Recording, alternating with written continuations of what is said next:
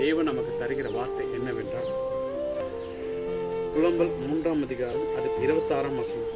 கர்த்தருடைய ரட்சிப்புக்காக நாம் நம்பிக்கையோடு காத்திருக்கிறது நல்லது. ஆம் பிரியமானவர்களே, கர்த்தருடைய ரட்சிப்புக்காக நாம் காத்திருப்பது, நாம் எந்த காரியத்துக்காக நாம் காத்திருக்கிறோம்?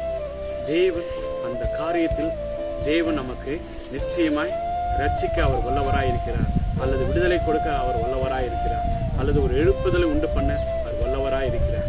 நாம் செய்ய வேண்டியது பொறுமையாக காத்திருப்பது. பொறுமையாக காத்திருப்பது மிகுந்த பலனாய் உள்ளது. நாம் பிரியமானவர்களே, நாம் எந்த காரியத்துக்காக நாம் காத்திருக்கிறோம், அந்த காரியத்தில் நாம் ஜெயம் எடுக்க வேண்டும் என்றால் நாம் பொறுமையோடு காத்திருந்து தேவன் நமக்கு தருகிற அந்த ரட்சிப்பை நாம் பெற்றுக்கொள்வோம். தேவன் கொடுக்கிற ஆசீர்வாதங்களை நாம் சுதந்திரித்துக் கொள்வோம். அன்றைக்கு ஆபிரகாம் காத்திருந்தார். எத்தனை வருடம்? 100 வருடம் வரை காத்திருந்தார். பிறகு தேவன் ஒரு ஏற்ற நேரத்தில் ஏற்ற காலத்தில் ஒரு ரட்சிப்பை ஒரு குமாரனை கொடுத்தார். அது ஆபிரகாமுக்கு ஒரு பெரிய ஆசீர்வாதமாக இருந்தது.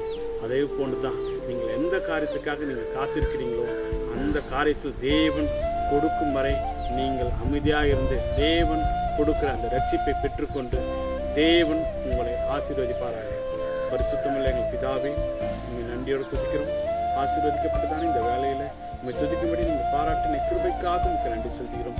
தகப்பனே, நாங்கள் எந்த காரியத்திற்காக நாங்கள் காத்திருக்கிறோம் தகப்பனே, அப்பா, வியாதி என்ற காரியமா, அல்லது வேலை இல்லாத காரியமா, அல்லது ப்ரொமோஷன் காரியத்துக்காக, அல்லது பிள்ளை இல்லாத காரியமா, எந்த காரியத்தில் நாங்கள் காத்திருக்கிறோமோ அந்த காரியத்தில் நாங்கள் ஜெயம் எடுக்க அப்பா நீங்கள் கிருபை பாராட்ட வேண்டுமா செபிக்கிறோம்.